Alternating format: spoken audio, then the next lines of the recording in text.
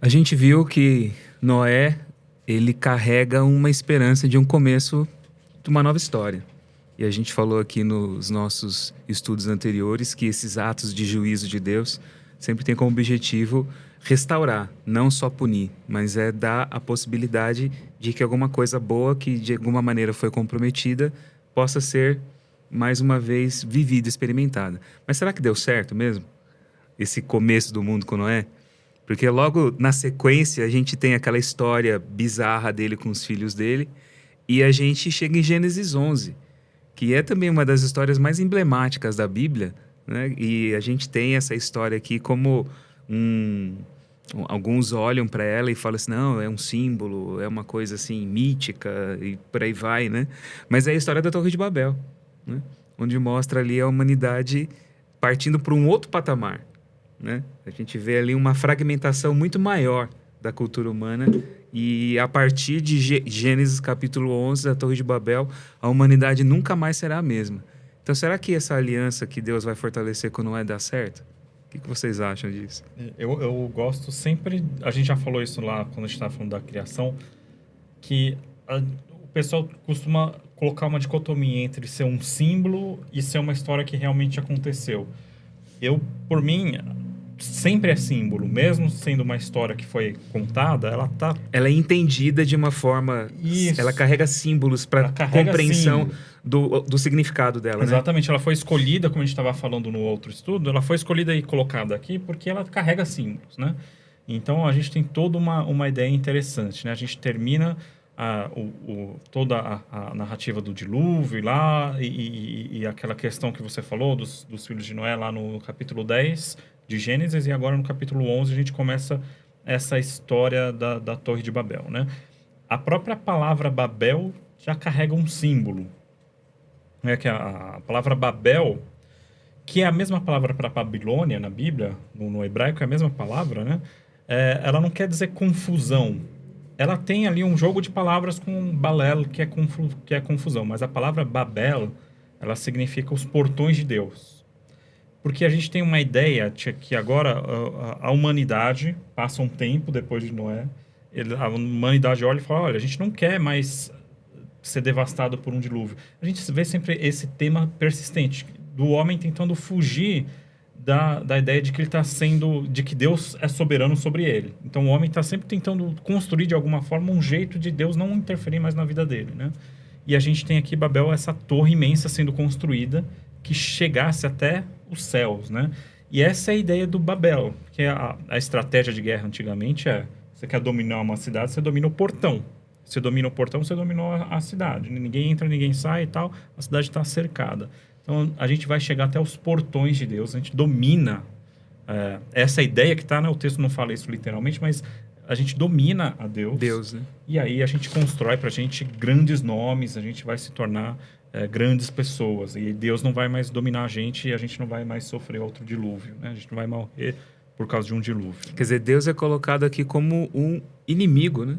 Um inimigo. Da humanidade, né? Porque essa expressão que você colocou aqui, de dominar a porta dos seus adversários, né? Se você está ali, de alguma maneira, construindo algo para alcançar o portão de Deus, a porta de Deus, você está colocando limites à ação divina na Terra, você está colocando o que Deus faz, o que Deus não faz, o que Ele pode fazer, o que Ele não pode fazer. Além de você se colocar acima de Deus, você está enxergando Deus como inimigo. Então aqui você vê um estado de rebelião muito maior do que aquele que a gente viu até agora na história da Bíblia, né? Uhum. E de uma maneira coletiva, a humanidade como um todo vivendo esse espírito de rebelião contra Deus. Né? Isso, ele retoma alguns temas ali de Eva, que a gente tinha comentado, de como ela vê e ela toma para si a ideia de... a gente viu viu Deus que era bom e viu Deus que era bom, um refrão que aparece na criação, e agora Eva olha e viu que o fruto era bom e tal. Então, retoma um pouco desse tema do homem tomar para si coisas que eram de Deus, mas agora de uma forma muito mais intensa com essa rebelião aberta que você falou. Sim. Tipo, é uma afronta. E daí eles falam assim, olha, vamos... Deus, ele fala assim, olha, crescer e multiplicar e encher a terra, para se espalhar pela terra. Daí eles olham assim, não, a gente não vai se espalhar, não. A gente vai se juntar e a gente vai construir uma torre que chegue até a porta do céu, né? É como se eles pudessem dominar ali, né? Como o pastor Marcelo falou. Eles fazem uma afronta e como que Deus faz? Ele pega E ele confunde as línguas ali. O cara tava pedindo tijolo, o outro trazia areia, o cara tava pedindo areia, trazia água. Então, confunde as línguas, né? Então, dizem que é a origem, né? Do porquê hoje você precisa comprar o Rosetta Stone, o Duolingo, para você aprender outros idiomas, é por causa dessa Torre de Babel ali. Então, às vezes, as pessoas ligam esse nome, né? Babel, confusão, e não Babel, porta do céu, né? Por causa disso, porque vira uma confusão ali. Então, Deus, ele vai lá e ele só espalha as pessoas, porque agora eles não conseguem mais conviver, estão falando ali uma língua diferente.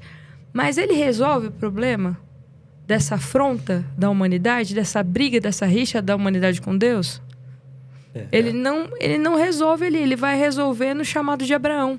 Então, ali, ele fala assim, o Senhor Deus disse a Abraão, saia da tua terra, da tua parentela, da casa do teu pai, Gênesis 12, né? E vá para a terra que eu lhe mostrarei. Farei de você uma grande nação e o abençoarei. Engrandecerei o seu nome, seja você uma bênção. Abençoarei aqueles que o abençoarem e amaldiçoarei aqueles que o amaldiçoar. Em você serão benditas todas as famílias da terra. Então, o pessoal de Babel, eles queriam ter um nome. Queriam ter um nome grande através do que? A gente já falou, né? Renome. Para ter o nome da antiguidade, você vai ter através das guerras. Mas aqui, é Deus que dá o nome. Não é você que faz o seu nome, é Deus que vai te dar. Deus, ele chama Abraão, Deus, ele escolhe Abraão. E aí que tá a grande pergunta, né? Por que Deus escolhe um? Quer dizer que Deus escolhe um e rejeita outros? Qual que é a função do escolhido de Deus? É porque eu sou mais bonita? É porque Deus me ama mais? Na verdade, Deus, ele escolhe Abraão não porque Deus ama Abraão. Deus com certeza ama Abraão. Mas Deus não chama Abraão por causa de Abraão. Deus chama Abraão porque ele ama o outro. Então, você é escolhido porque Deus quer atingir o outro. Então, Abraão, ele vai ser bênção. Ele vai ser um canal de bênção para o outro. A humanidade não quer saber de Deus. Mas Abraão vai ser um canal de bênção para aproximar a humanidade de Deus. Então, ele fala, abençoarei os que você abençoar. Quem for seu amigo vai ser meu amigo. Então, tipo, olha, vocês não querem saber de Deus. Mas vocês querem se aproximar de Deus? Através dessa pessoa aqui, ó. Ele mantém o meu conhecimento aqui na Terra. Então, a religião, às vezes a gente pensa assim, eu vou me aproximar de Deus, eu vou fazer um detox, eu vou ficar aqui orando no mosteiro, eu e Deus, eu e Deus. Mas a religião de Deus é eu, mas Deus tem que me levar ao outro. Quando essa matemática acontece eu mais Deus igual ao outro, eu estou vivendo a religião de Deus. Agora, quando eu mais Deus não é igual ao outro, fica só em mim, uma religião individualista, isso não é religião de Deus. E Abraão aqui ele vai esperar muito tempo para ele ter as promessas que Deus fala para ele, né? Então ele é chamado ali, ele vai esperar 25 anos para ter o filho da promessa. Então é muito tempo esperando. E ele pergunta, né, para Deus, olha, quando que eu vou herdar essa terra, né? Daí Deus ele fala assim, olha, você vai ser escravo no Egito durante 400 anos. Então, o que Deus ele pede para Abraão é, tipo assim, você vai ser escravo. Você sai da tua terra, da casa da tua parentela. Ele sai com uma mulher estéril. Terra e descendência era tudo. Ele deixa a terra que ele tinha e sai com uma mulher estéril. E ele vai depois, os descendentes dele, que ele vai ter com essa mulher, que Deus vai fazer um milagre e tal, vão ser escravos. Então, o eleito de Deus, quem é o eleito de Deus? O eleito de Deus, se for preciso para abençoar o outro, ele vai ser escravo. Então, essa ideia que as pessoas têm, eu quero a bênção de Abraão. Nossa, eu quero que Deus me abençoe como Abraão. Eu acho que você tem que pensar muito bem. Você está afim de ser escravo por causa do outro? Você está afim de sofrer por causa do outro? Para ser bênção do outro, você está disposto a isso? Então, é lógico que o eleito de Deus, ele tem um relacionamento com Deus. Mas ele não é tipo assim, é porque você é mais fiel, por isso que eu te escolho. Não, é porque eu quero abençoar a todos. Eu quero que o mundo não fique separado de mim. Porque separado de mim só existe morte. Eu quero que o mundo volte a gerar vida. E eu quero gerar vida através de você. Só que isso não significa que você, vai ter uma vida tudo muito boa.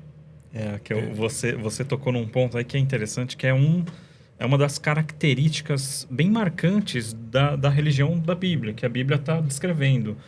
A gente tem outros modelos de religião que estão baseados na impessoalidade. Então, eu lembro que tem até uma frase do Bruce Lee, que falava, seja como a água e tal, porque a água se molda e tal. Então, tem várias religiões. Normalmente, o pensamento mais oriental é mais voltado para isso, que você cresce quando você se despessoaliza, quando você se torna como a natureza. E você tem os estoicos também, no pensamento grego, que o ser humano ele tem que agir como a natureza age e tal, de forma impessoal. Mas a religião bíblica é o contrário. Ela fala que Deus é pessoal e que o ser humano é pessoal e que o ser humano cresce na relação com outras pessoas. Então, essa ideia é muito boa que você estava falando, né? O homem que seria o homem bíblico, o homem modelo para a religião bíblica, não é o sábio da montanha isolado. É o contrário, é o cara que desce da montanha e senta com as pessoas e conversa com elas. E às vezes fica irritado porque um brigou, mas depois logo se abraça de novo. Depois fala uma coisa que aí o outro fica chateado, mas conversam que tá nesses relacionamentos, com a dificuldade que tem os relacionamentos. Mas relacionamento é a religião bíblica colocada em prática, com seu lado positivo, e o negativo também faz parte. Porque isso possibilita você servir, né? Você não serve o próximo isolado na montanha, né? Você serve o próximo na vida. E Abraão, ele é colocado aqui como um canal de bênção, porque Deus chama Abraão e fala assim, olha, por seu intermédio, todas as famílias da terra serão abençoadas. E é aqui interessante começar a perceber como Gênesis, ele vai montando os padrões que a gente vai enxergar durante toda a história da Bíblia. Porque Babel, Babilônia, você falou. E a Babilônia está associada com esse espírito de rebelião contra Deus. Abraão vai sair da região da Babilônia. Ele está em Ur dos Caldeus. Os caldeus são os babilônicos. Ele sai daquela região e ele vai na direção da terra de Canaã, que é para onde Deus envia Abraão. Você falou, você vai ser escravo no Egito. O Egito é o local de idolatria e de escravidão. Então a gente começa a perceber como essas geografias elas vão representando simplesmente mais do que o elemento sociocultural delas. Elas vão se tornando símbolos de coisas maiores na história da Bíblia, né? Então você tem esse espírito todo. E ele vai para a região de Canaã. De acordo com alguns comentaristas, há muita polêmica em torno disso, né? Mas muita gente chega a falar pelas descrições do Éden que a gente tem lá em Gênesis, no capítulo 1, capítulo 2, né? Os rios que são mencionados ali e tal. O Éden não ficaria na Mesopotâmia, mas ele ficaria nessa região de Canaã, originalmente, pela forma como ele é descrito. E Abraão é mandado para aquela terra onde um dia o Jardim do Éden esteve plantado. É para lá que ele vai, que é uma região muito importante do ponto de vista histórico também. Não é? Você tem ali aquele crescente fértil, ele sai da região ali da Mesopotâmia, Tigre, Eufrates, você passa ali naquela... Você tem, quando você abre um mapa no final da Bíblia, quando você vê o Oriente Médio, né? Você tem os rios ali, Tigre e Eufrates, que formam aquele crescente fértil ali. E ele vai para uma região que era a ligação entre o mundo antigo da época. Você tem ali a ligação entre a Mesopotâmia com o Egito, aquela terra de Canaã. Você tem a ligação com a Ásia, com a região da Turquia hoje. Você passa por aquela região também. Então, ele é colocado meio que no centro ali do mundo, exatamente como você disse. Não simplesmente ele é uma pessoa que tem contato com as pessoas, mas ele é chamado a construir uma nação que vai ser plantada no corredor da humanidade, onde diversas culturas de diversos povos teriam acesso àquilo que Deus estava realizando em Abraão e através da descendência dele. Então, é para estar em contato com pessoas, para estar em contato com a cultura humana. É ali que Deus coloca Abraão, para que ele seja realmente uma bênção para todos, né? Então, Deus chama Abraão, como a pastora Aca falou aqui, não porque ele é o queridinho, bonitinho. Deus ama Abraão, claro, né? Mas Deus chama Abraão porque Abraão, além de tudo, ele é um instrumento de Deus para alcançar a humanidade. Então, aquilo que Deus faz com Abraão não é tendo Abraão como um fim, mas Abraão é um meio. Ele é um canal para que através dele toda a humanidade seja alcançada. Se não dá para trabalhar com a humanidade como um todo, porque o estado do homem é de rebelião e de fragmentação, depois da Torre de Babel, Deus escolhe um para que, por intermédio desse um, todos os demais sejam alcançados e sejam tão abençoados quanto ele também é.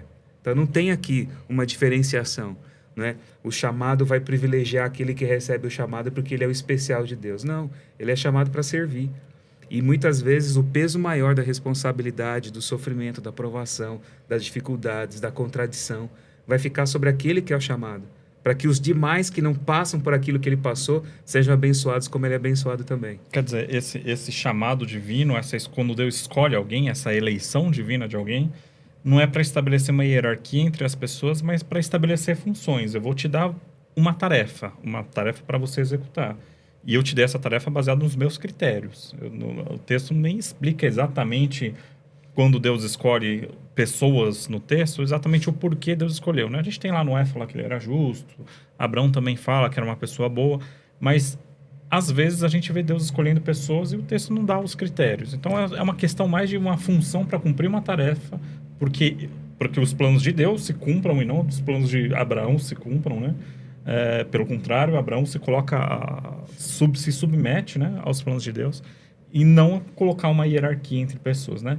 E é interessante isso também, porque você, Abraão, agora você não vai ficar aí tranquilo na sua terra e vai prosperar e vai ser rico, vai dar tudo certo. Não, você vai sair de tudo isso e você vai iniciar uma jornada agora, né? Esse verbo de chamar Abraão, olha, sai, vai da tua parentela, sai daqui, né? Sai desse lugar e vai para aquele lugar, né? Que é o lar, né? Vá, né? Esse verbo, ele se torna muito simbólico também dessa ideia de que a jornada espiritual é uma jornada de movimento. Você tem que levantar e andar. É nessa andança, nessa jornada, nessa caminhada, é que as coisas acontecem. Então, o chamado de Deus inicia essa jornada. Ele faz a pessoa começar a andar. E nessa andança vão ter muitas histórias, né? E tipo assim, Deus depois ele vai estabelecer a circuncisão.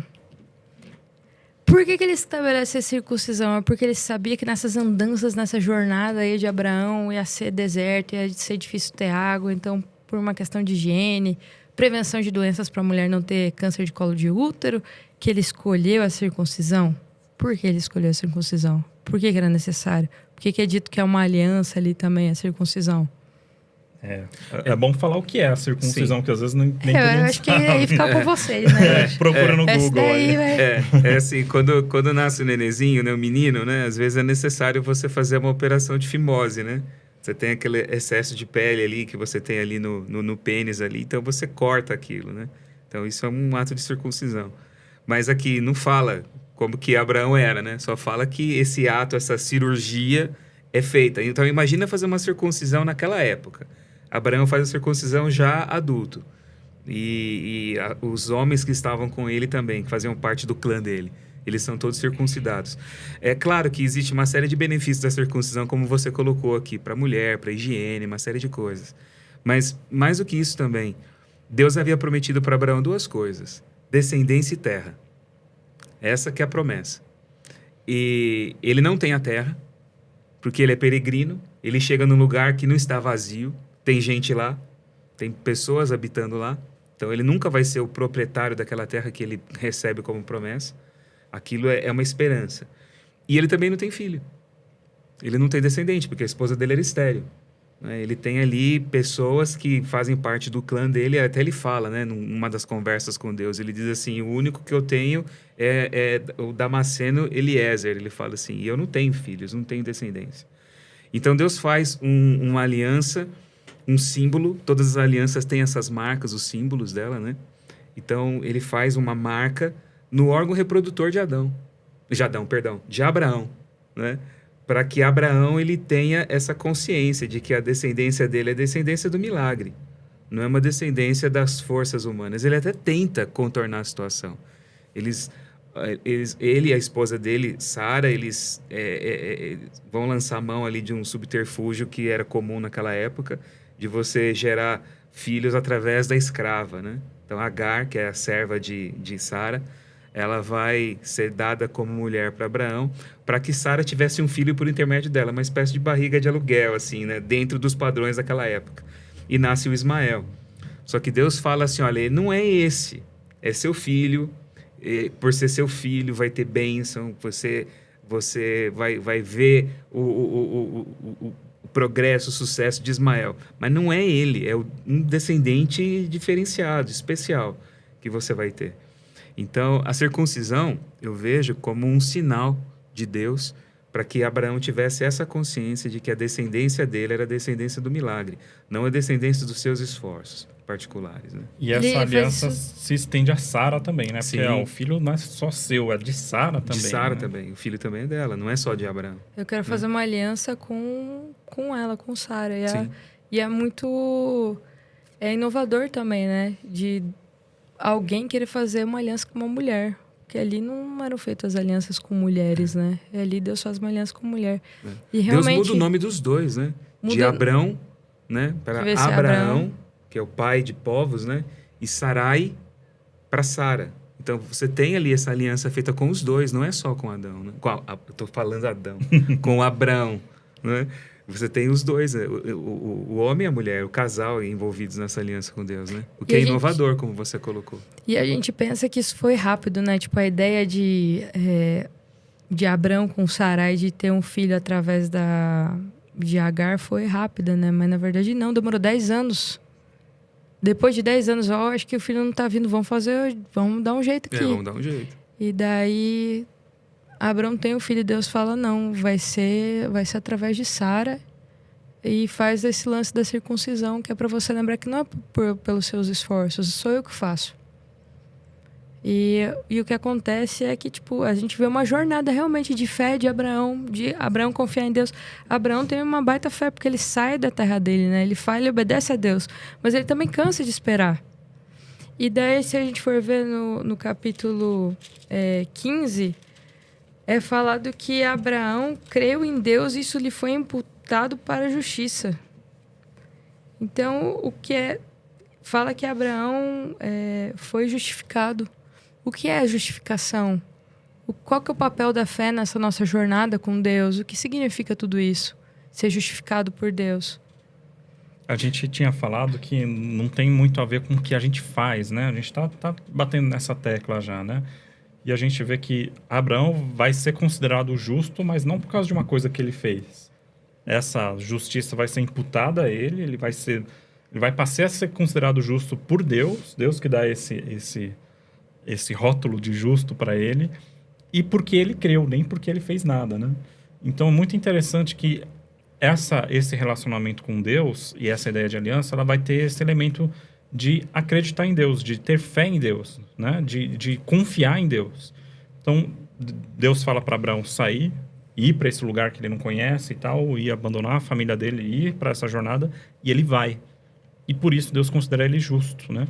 Então, é muito interessante como uma característica que a gente poderia colocar como moral, na verdade, ela é uma característica que é derivada de um ato de fé, né? E esse texto vai se tornar um texto emblemático do Novo Testamento, né? Quando Paulo vai falar sobre a justiça pela fé, ele vai citar sempre Abraão.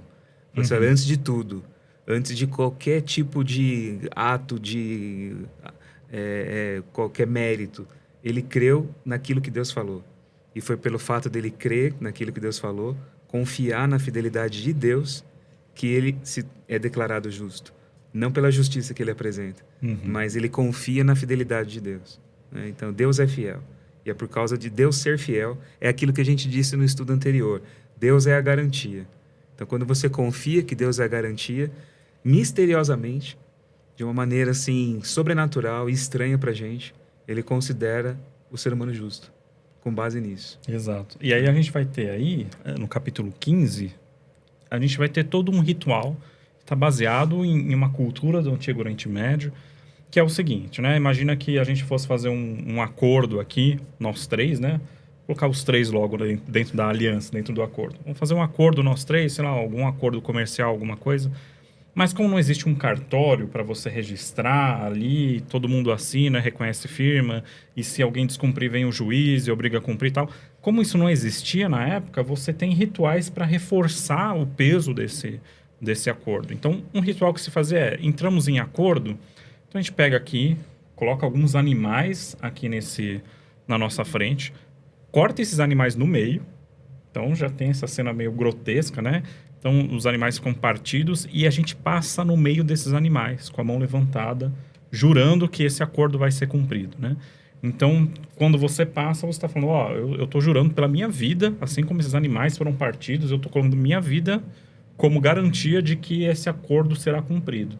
E aí, quando a gente fala de colocar a vida como garantia, já ressoa alguma coisa que a gente já comentou aqui, né?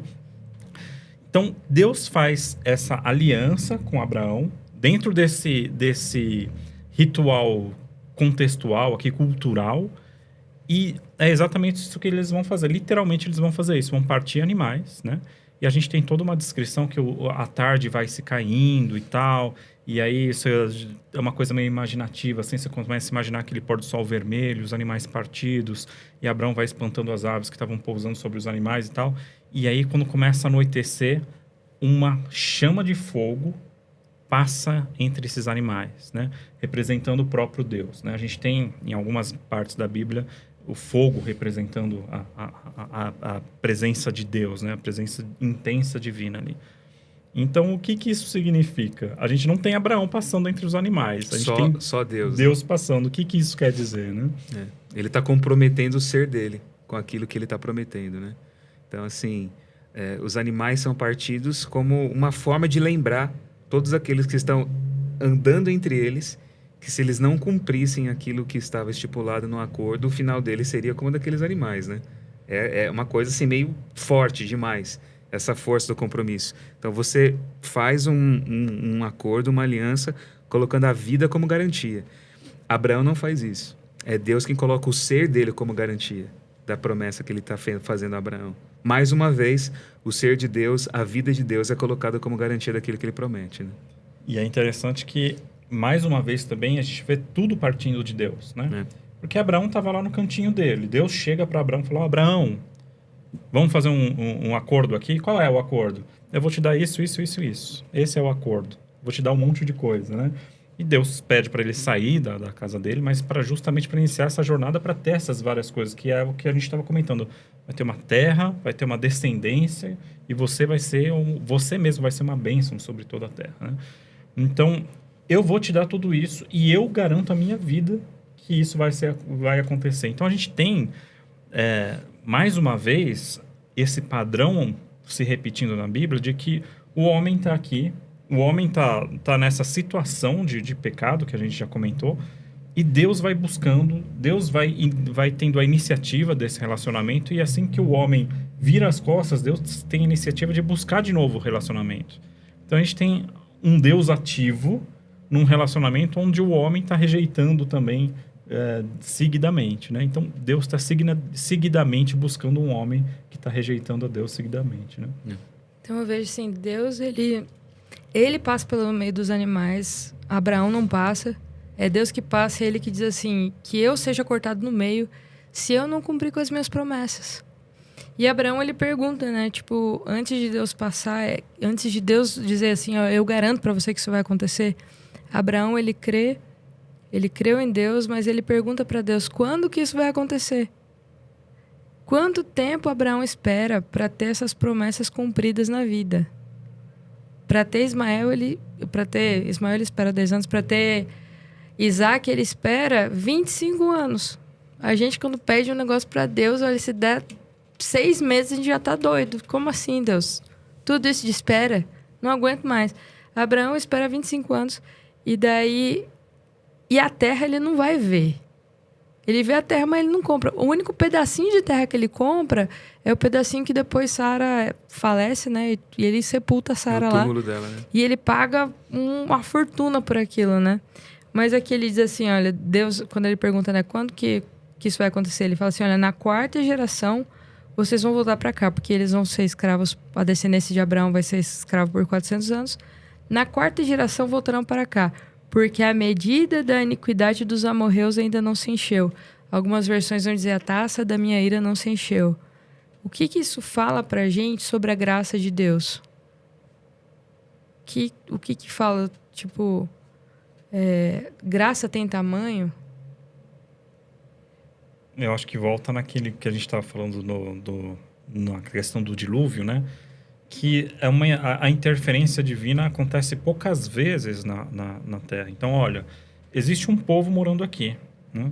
E esse povo não é mau o suficiente para eles serem expulsos dessa Terra. Mas Deus fala, um dia eles vão ser. Mas ainda não se encheu essa medida para eu fazer esse juízo, para fazer para eu mexer na história do que está acontecendo aqui. Então tem Deus vai esperando. Deus é paciente, né? Essa ideia da paciência divina também é uma ideia que é muito comum no texto bíblico. Deus é muito paciente, né? Muito mais do que o ser humano. Então, Deus está esperando se encher a maldade desses povos para que um dia a descendência de Abraão ocupe aquela terra. A graça de Deus não tem tamanho, mas a resposta do ser humano para essa graça tem. Entende? O ser humano, ele pode responder de maneira positiva ou ele pode se tornar cada vez mais insensível a essa graça, até chegar ao ponto dele recusar completamente essa graça de Deus. Então, o que a gente vê na história desses povos, embora a Bíblia ela tenha um recorte, porque a partir de Gênesis 12, é Abraão e a família dele que a gente vai acompanhar, e os descendentes dele, que futuramente vão se transformar no povo de Israel, né? Mas, embora exista esse recorte aqui, você vê as ações de Deus nesse povo, por intermédio deles e com eles, a gente percebe em volta o que vai acontecendo com alguns outros povos. A gente não tem a história do Queneu, do Ferezeu. A gente não tem o Abraão do Quenezeu, né? A gente não tem isso aqui registrado. Mas no livro de Amós, ele fala o seguinte: eu tirei vocês do Egito, trouxe vocês para cá. E vocês não viram o que eu fiz com os filisteus? O que aconteceu? Ele vai elencando outros povos que também foram objeto dessa intervenção de Deus na história deles. E são histórias que a gente não sabe. Né? O que Deus fez com os filisteus? Eu não sei, pelo contrário, eu sei o que Israel fez com os filisteus na guerra que teve ali entre filisteus e os israelitas, né?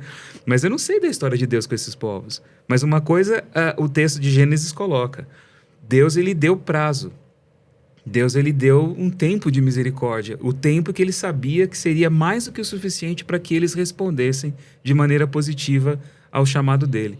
Quando Deus anuncia juízo, ele não está querendo condenar. Pelo contrário, é a lógica do juízo lá na história de Jonas, do profeta Jonas. Deus manda Jonas para Nínive e ele não quer ir para lá. Porque ele sabe que se Deus está mandando avisar, é porque Deus não quer destruir. Se Deus quisesse destruir, ele destruiria sem avisar ninguém. E Jonas queria que destruísse. Queria que destruísse. Então, se Deus está avisando, se Deus dá prazo, se Deus põe um Abraão no meio deles para ficar andando lá e levantando altar aqui, altar ali, adorando a Deus e mostrando Deus para aquele povo, é porque de alguma maneira Deus está querendo fazer com que esse povo tenha consciência do que ele está realizando em Abraão e por intermédio de Abraão. Mas eles também escolheram não aceitar. E Deus dá um prazo, Deus dá 400 anos ali até se encher essa medida, que eu não sei como é isso, a gente não tem ideia, mas de alguma forma Deus olha e fala o seguinte: olha, esse povo, essa pessoa, essa cultura, essa realidade se tornou agora insensível, endureceu, passou, acabou, foi do limite, não tem mais resposta positiva, não vem mais resposta para cá. Se tornaram completamente frios. Você pode escolher, mas é só até aqui, meu amigo. O tanto de maldade que você pode fazer, mais do que isso eu não deixo. Não dá. E Deus sabe que determinado ponto já passou. Olha, ele não volta mais. Não é porque a graça de Deus não alcança. É porque ele não quer mais essa graça de Deus. Não quero mais. Então, acabou. Eu penso que o céu não vai... Alguém vai chegar no céu, sei lá, na eternidade... Não vai, tipo assim, não ir para a eternidade porque Deus, ele não pôde... Ela fez algo tão ruim que Deus não pôde perdoar. Mas é porque rejeitou a graça, ele não quis. Para mim, o céu vai ser um inferno, a eternidade vai ser um inferno se eu passar com alguém que eu não amo, que é Deus. Então é porque realmente não escolheu Deus. Não é porque fez algo que Deus não conseguiu perdoar. E isso é uma coisa, assim, muito séria, porque a maioria das pessoas, nesse relacionamento com Deus, eles partem da ideia de que Deus quer condenar. Né? De alguma forma eu tenho que convencer a Deus de que eu sou bonzinho.